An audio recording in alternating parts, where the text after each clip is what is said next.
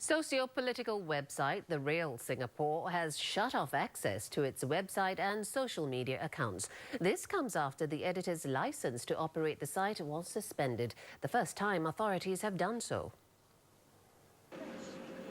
The Media Development Authority said the operators have breached the Internet Code of Practice by publishing material that is against public interest, public order and national harmony.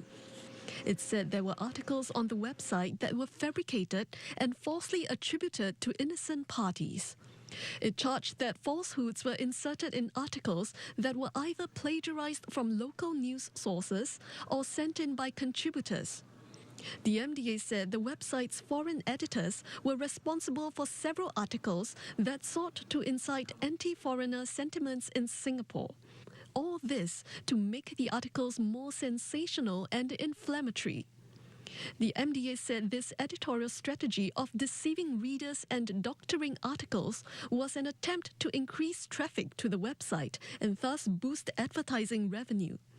In doing so, it said the website was seeking to profit at the expense of Singapore's public interest and national harmony. All internet content providers operating in or from Singapore are automatically licensed under the class licensing scheme of the Broadcasting Act. They have to observe guidelines set out in the Internet Code of Practice, including the prohibition of content that incites racial or religious hatred. The latest development comes after two of the website's editors were charged last month with sedition and for failing to produce documents to a police officer. The two are 26-year-old Yang Kai-heng, a Singaporean, and 22-year-old Ai Takagi, an Australian. At 2 p.m. on Sunday, MDA told them to stop posting any more articles on The Real Singapore. They were given 6 hours to disable access to the website and related services, such as its Facebook and Twitter page. The pair were also told not to resume operations under any other name. MDA said previously, Yang and Takagi were out of the jurisdiction of the Broadcasting Act as they were running their operations outside Singapore. But since December, they have been doing so from Singapore.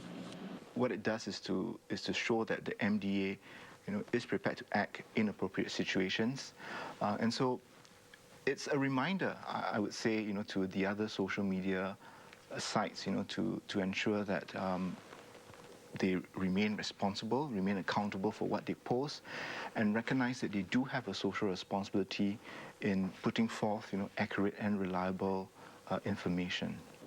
MDA also said in its statement that Yang and Takagi have been given 7 days to provide information on The Real Singapore's operations.